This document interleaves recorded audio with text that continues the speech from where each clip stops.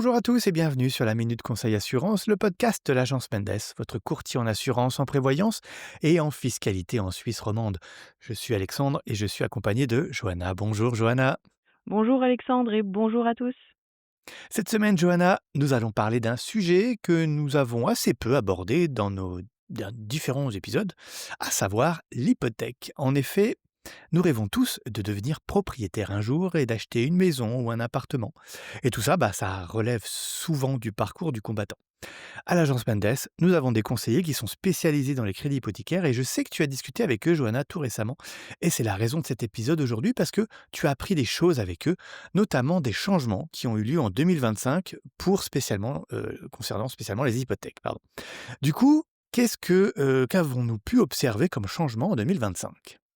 Alors tout à fait Alexandre. Ce qui en est ressorti de mon échange avec nos spécialistes, de l'hypothèque en Suisse, c'est que globalement, les banques suisses durcissent les conditions en conformité avec les nouvelles règles du BAL 3 et de la FINMA.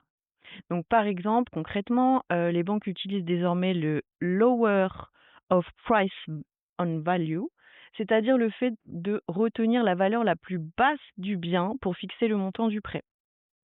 Donc les prêts seront moins importants. Aussi, les garanties telles que le troisième pilier ou l'assurance vie sont moins valorisées. Donc pour Ok, l'apport personnel, par exemple. ok, alors effectivement, oui, il y a de gros changements. Et alors, du coup, ces changements, ils ont certainement un impact sur notre capacité d'emprunt, j'imagine. Et oui, malheureusement, la capacité d'emprunt de nombreux ménages se voit réduite par les nouvelles règles. Donc, tout d'abord, l'apport personnel, qui est plus élevé, il doit correspondre au moins à 20% de la valeur du bien, mais 10% de ces fonds doivent absolument être en liquidité. Le calcul de la capacité d'emprunt est durci. Pour l'évaluer, les banques appliquent désormais un taux d'intérêt théorique plus élevé, souvent autour de 5%. Mais si votre taux réel est plus bas, même si votre taux réel est plus bas. Cela réduit le montant que vous pouvez emprunter.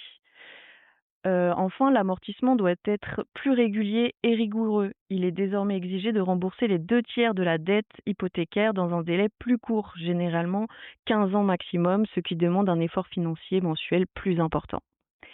Ces durcissements compliquent encore plus l'accès à la propriété pour certains profils, comme les primo-accédants.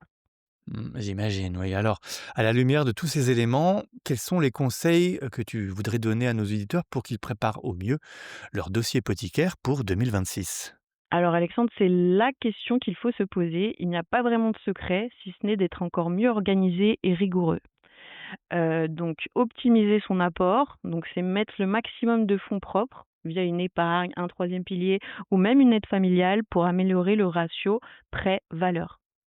Réduire le taux d'endettement. Avant de déposer son dossier, il est préférable de rembourser ses crédits à la consommation en cours, par exemple. Régulariser sa situation. Et enfin, anticiper. Préparez et mettez à jour vos documents, salaire, relevé bancaire, etc. Un dossier complet et bien organisé sera traité plus rapidement par les banques. Et bien sûr, les spécialistes de l'agence Mendes en prêt hypothécaire sont à votre disposition pour vous aider à trouver le meilleur financement bancaire. Ils analysent votre situation et réalisent des simulations pour connaître votre capacité d'emprunt, vous aident à constituer votre dossier et négocier auprès des banques. Prenez rendez-vous dès maintenant sur agencemendes.ch. Eh bien, merci beaucoup, Johanna. J'espère que les futurs propriétaires qui nous écoutent auront toutes les informations nécessaires pour préparer au mieux leur dossier. Un grand merci, Johanna. Merci à toi Alexandre et à la semaine prochaine. Exactement. À la semaine prochaine. Bonne fin de semaine à tous. À bientôt.